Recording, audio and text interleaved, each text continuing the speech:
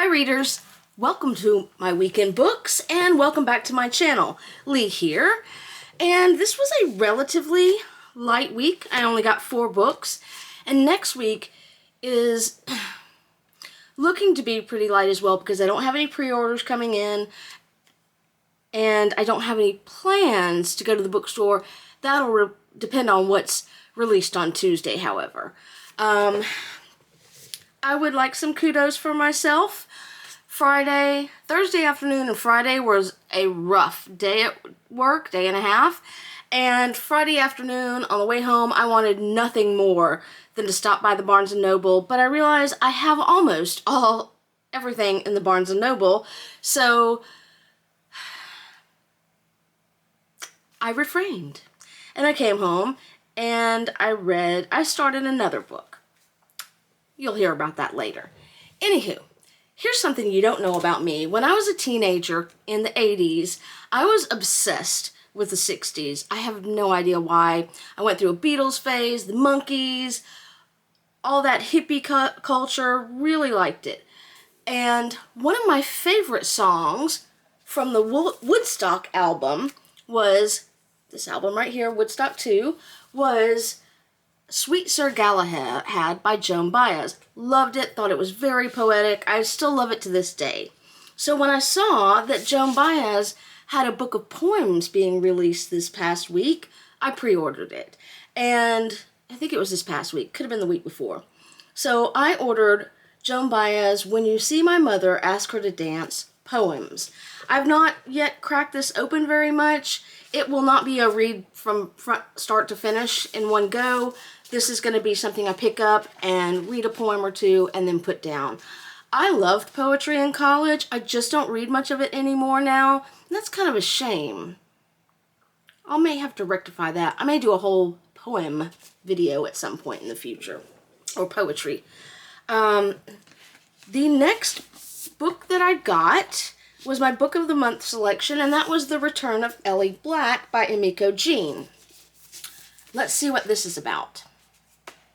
A missing girl returns, but that isn't the end of the story, only the beginning. And I've kind of been looking forward to this book, although I did consider others, but now I'm hesitant to miss it, and I'll tell you why in a little bit. It's been 20 years since Detective Chelsea Calhoun's sister vanished. Ever since, Chelsea's been searching for signs, for closure, for other missing girls. But happy endings are rare in Chelsea's line of work. Then, a glimmer of hope.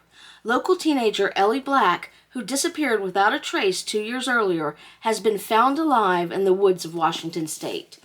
Only, something isn't right with Ellie. She won't say where she's been or who she's protecting. Now it's up to Chelsea to find the answers before it's too late, for herself and the memory of her sister, but mostly for the next girl who could be taken and who, unlike Ellie, might never return. This is a debut thriller from a best-selling author. Feminist tour de force about the embers of hope that burn in the aftermath of tragedy, and a twisty page-turner that will shock readers up until the final page. I'm a little gun-shy of thrillers now, but I have hope for this one. Just can't read it right away. And that's because one of my most anticipated reads of the year was a book that came in last Thursday, I think. And it's blurbed as an emotionally charged, twisty, and haunting thriller you won't soon forget. Home is Where the Bodies Are is my first Jeneva Rose book, and it will be my last. I am going to do a long-form video, not too long, on my thoughts about this book because it was a disappointment.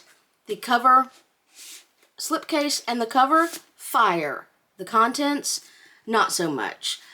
However, let me tell you what this one is about. After their mother passes, 3 estranged siblings reunite to sort out her estate. Beth, the oldest, never left home. She stayed with her mom, caring for her until the very end. And Nicole, the middle child, has been kept at arm's length due to her ongoing battle with a serious drug addiction. Michael, the youngest, lives out of state and hasn't been back to their small Wisconsin town since their father ran out on them 7 years before. While going through their parents' belongings, the siblings stumble upon a collection of home videos and decide to revisit those happier memories. However, the nostalgia is cut short when one of the VHS tapes reveals a night back in 1999 that none of them have any recollection of. On screen, their father appears covered in blood. What follows is a dead body and a pact between their parents to get rid of it before the video abruptly ends. Beth, Nicole, and Michael must now decide whether to leave the past in the past or uncover the dark secret that their mother took to her grave. Sounds great, right?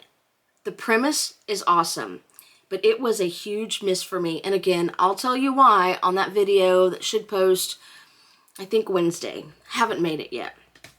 The final book I got is one I ordered a couple of weeks ago, and I did last week an author spotlight on Janet Chapman, and the first book of her Spellbound Falls series, titled Spellbound Falls, just came in. On the front, it says, "Sometimes love arrives with a gentle magic, and sometimes with enough force to move mountains." I read the blurb on this last week, so I won't do it again, but I do look forward to revisiting the series some point in the future. However, the type is really small, so although I considered reading that after Home is Where the Bodies Are, I decided to go with something else instead. That is it for me. I told you guys this was a light book week. If I've got a backup plan if I don't get any books next week, because I still have to do my Father's Day, my early Father's Day video. Anywho, I hope you guys have had a great week in reading. I'd love to hear what you picked up this week or what you read this week. If you got any suggestions on what I should read next, hit me up in the comments. That's all. Happy reading!